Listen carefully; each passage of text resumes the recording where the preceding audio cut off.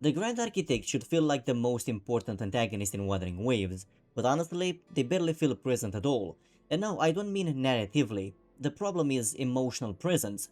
Despite all of that importance, it still feels like the Grand Architect barely leaves an emotional impact on the story compared to the role they're supposed to have within it. This might actually come down to the way Wuthering Waves approaches its antagonists as a whole, because the Grand Architect isn't really written like the kind of antagonist that dominates scenes through direct emotional involvement or sheer personality. Instead, the story constantly keeps them at a distance, preserving the mystery surrounding them for as long as possible. And while that definitely creates intrigue, I also think it creates a pretty interesting problem too, because eventually, mystery alone stops being enough to carry an antagonist, especially one this important. One of the most important things an antagonist needs in a story is presence, and again, I don't necessarily mean screen time. Some of the most memorable antagonists in storytelling barely appear directly throughout the narrative, and yet somehow they still manage to dominate almost every scene they're connected to. The moment they're mentioned, you immediately feel the weight they have over the story itself. Their influence changes the atmosphere, affects the characters, and constantly reminds you that they are there, even when they're physically absent. This is where I think the Grand Architect becomes a pretty interesting case to talk about. Because technically speaking, they have a massive amount of narrative presence. The story constantly reminds us that they are important. They're supposedly the person standing behind the Fractidas, the one orchestrating events from the shadows, manipulating situation across multiple regions, slowly pushing humanity towards whatever larger goal they believe will eventually save the world. Narratively, they are everywhere, but emotionally, they kind of aren't. And those are two very different things. Being important to the plot is not the same thing as feeling emotionally dominant within the story itself. You can absolutely have a character who drives the entire narrative forward while still feeling strangely distant from the audience. And honestly, I think that's exactly the strange middle ground the Grand Architect currently exists in. Now, to be clear, this doesn't automatically make them a bad antagonist. There are stories where this kind of approach works extremely well. Probably one of the most famous examples is Sauron from The Lord of the Rings. Sauron barely appears directly throughout most of the story, and yet his presence is constantly felt across the entire world. The kingdoms, the fear of the characters, the corruption of the ring, the state of the Middle-earth itself, everything feels shaped by him. Even without physically standing in front of the protagonist all the time, the story constantly reinforces his influence emotionally, psychologically, and atmospherically. But the Grand Architect is not the same kind of antagonist. Unlike Sauron, the Grand Architect isn't presented as some unknowable force of nature or purely symbolic evil. Wuthering Waves clearly wants us to think about them as a person with ideology, beliefs, motives, and a very specific view of humanity and survival. The story wants us to understand their reasoning. It wants us to think about whether their methods are justified, whether sacrificing morality for survival can ever truly be acceptable, whether humanity can actually survive the lament while still holding on to the ideals that make them human in the first place. That's a very human kind of antagonist. The problem is that despite this, the Grand Architect still feels emotionally distant in a way that almost makes them come across more like an abstract narrative concept than an actual emotional dominant character. A lot of that comes down to how little direct emotional presence they actually have throughout the story itself. Most of what we know about the Grand Architect comes indirectly through exposition, through reveals, through other members of the Fractidas, through plans happening behind the scenes, or through moments where the story suddenly reminds us that they were secretly connected to something all along. But there's a difference between understanding that a character is important and actually feeling their presence emotionally throughout the narrative. This is where Wuthering Waves' approach to mystery starts creating a pretty interesting trade-off. Because the constant distance absolutely helps maintain intrigue around the Grand Architect, it creates curiosity, it makes the Fractidas feel larger and more unpredictable as an organization.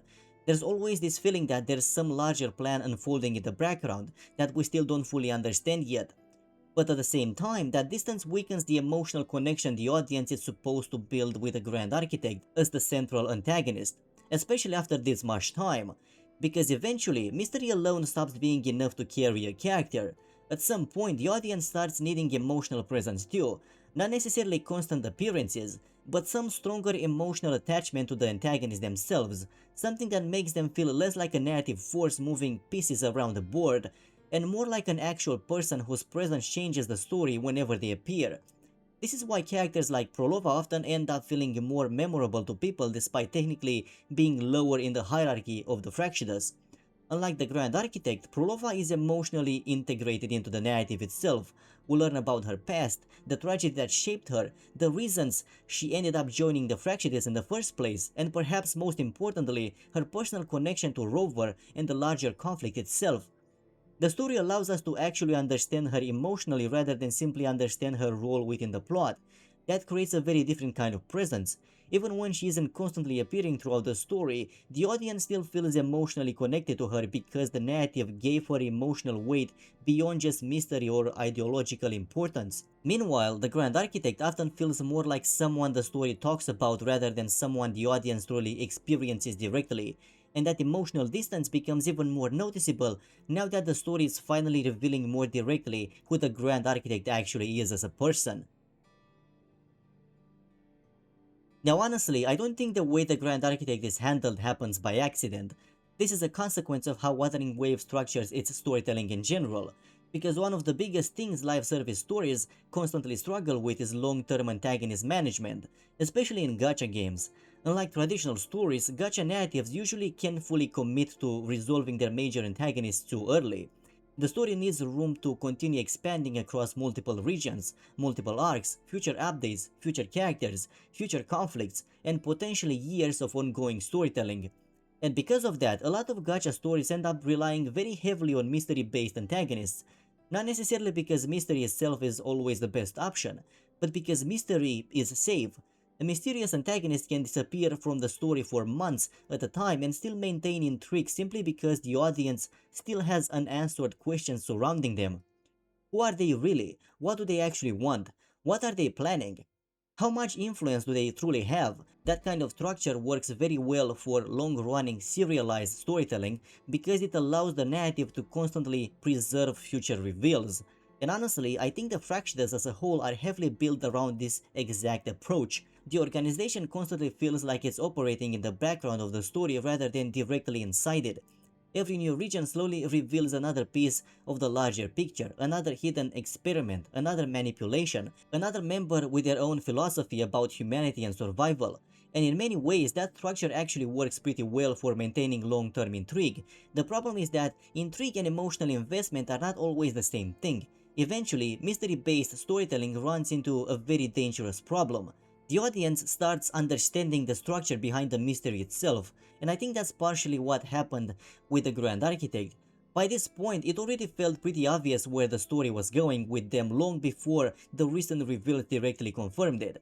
The moment you introduce an organization constantly talking about human evolution, survival, sacrifice, and transcending the limitations of humanity itself, it becomes fairly predictable that the person leading them is eventually going to believe they're saving the world through morally extreme methods. So when the Grand Architect finally starts openly explaining their ideology, it doesn't really feel like some massive shocking revelation anymore. It mostly feels like confirmation. This is where long-term mystery storytelling can sometimes start working against itself. If a story spends too much time preserving intrigue without enough emotional progression attached to the character, eventually the mystery itself starts carrying less impact than the narrative probably intends. Now honestly, I don't think the Grand Architect is a failed antagonist, at least not yet. Despite everything I've criticized throughout this video, I still think the character has a lot of potential, and in many ways, I can absolutely understand what Wuthering Waves is trying to do with them. The Grand Architect isn't supposed to be some simple villain obsessed with destruction for the sake of destruction. They're clearly written as someone who believes humanity has already reached a point where morality itself can no longer solve the problems of the world. To them, survival matters more than dignity, results matter more than principles, and if humanity has to sacrifice part of itself in order to survive the lament, then so be it. That kind of antagonist can be incredibly compelling, especially in a world like Wuthering Waves, where the story constantly emphasizes suffering, collapse, loss, and humanity repeatedly failing against forces much larger than itself. The idea behind the Grand Architect absolutely works on a thematic level. The problem is that I don't think the emotional side of the character has fully caught up to the conceptual side yet. Right now, the Grand Architect feels much stronger as an idea than as an actual emotional presence within the story itself. That's why some of the recent reveals surrounding them didn't hit as hard as they probably should have. Not because the ideology itself was uninteresting. Actually, I think the ideology is probably one of the strongest parts of the character. The problem is that emotional payoff usually requires emotional build-up, and I think Wuthering Waves spent so much time building the mystery surrounding the Grand Architect that it accidentally delayed the emotional connection too much in the process. Still, I also don't think this is necessarily impossible to fix either. The interesting thing about long-running stories is that characters can completely change once the narrative finally decides to emotionally focus on them directly. That's probably the biggest thing the Grand Architect still needs right now. Not more mystery, but more emotional intimacy with the story itself. Because when people talk about emotionally memorable antagonists, it's usually not just because those characters had the biggest plans or the most lore importance. It's because the story allowed them to emotionally affect the protagonist and the audience directly. They challenge characters personally, they dominate scenes emotionally, they create tension the moment they appear. Their presence fundamentally changes the emotional atmosphere of the narrative itself, and right now I don't think the Grand Architect fully does that yet, at least not consistently. A lot of their presence still feels informational rather than emotional. We understand their ideology, their plans, their role within the Fractidas, their importance to the larger conflict.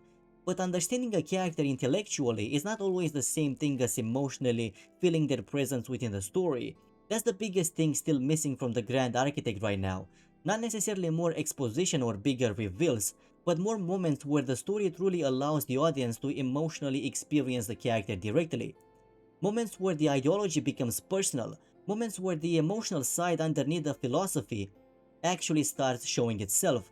Right now, the Grand Architect often feels emotionally too controlled, and I don't necessarily mean that every antagonist needs to constantly scream rage or completely lose composure. Some of the most intimidating antagonists in storytelling are incredibly calm characters, but even calm characters usually have emotional fluctuations underneath that calmness. Moments where the mask slips, moments where the ideology suddenly becomes personal, moments where you can feel the frustration, resentment, disappointment, or emotional obsession underneath the controlled exterior. That emotional volatility is what makes many antagonists feel alive. Meanwhile, the Grand Architect often feels almost emotionally motionless by comparison, like the story constantly keeps them at the same emotional wavelength no matter what happens around them. That becomes especially noticeable because the story already gives them the perfect setup for stronger emotional conflict. The Grand Architect and Rover clearly represent two people who respond very differently to the suffering of the world itself. They have history, ideological opposition, and fundamentally different answers to humanity's survival. That kind of relationship should naturally create emotional friction. You would expect moments where the Grand Architect reacts more personally to Rover rejecting their ideology, moments where the calmness cracks slightly, moments where their worldview stops feeling purely philosophical and starts feeling emotionally tied to Rover specifically. Not necessarily because they hate Rover, but because Rover represents the possibility that the Grand Architect might have been wrong. I think moments like that would immediately make the character feel far more emotionally tangible within the story itself. Right now, even when the Grand Architect shows flashes of sadism or emotional manipulation, it still rarely feels strong enough to truly disrupt the emotional distance surrounding the character. Even though the story clearly wants us to think deeply about the Grand Architect's worldview, it still rarely feels like Rover and the Grand Architect have the kind of emotional intimate conflict that many truly memorable protagonist-antagonist dynamics eventually develop. Phrolova already proved this works. The story gave her emotional weight and she's more memorable than the Grand Architect despite being lower in the hierarchy. Meanwhile, the Grand Architect still often feels like someone the story wants us to analyze more than emotionally experience. That's the strange contradiction at the center of the character right now. Because the foundation for a truly compelling antagonist is absolutely there. The ideology works, the themes work, the role they serve within the world works.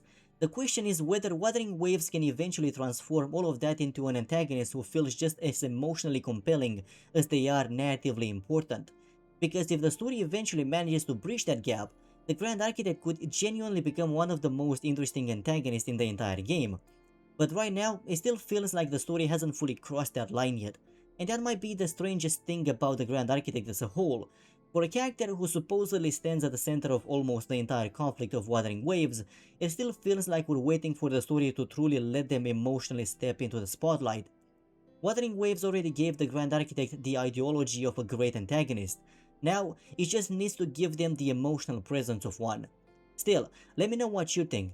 Do you think the Grand Architect works as a main antagonist so far, or do you also feel like the emotional side of the character still hasn't fully landed yet? I'm really curious to hear what other people think about this one.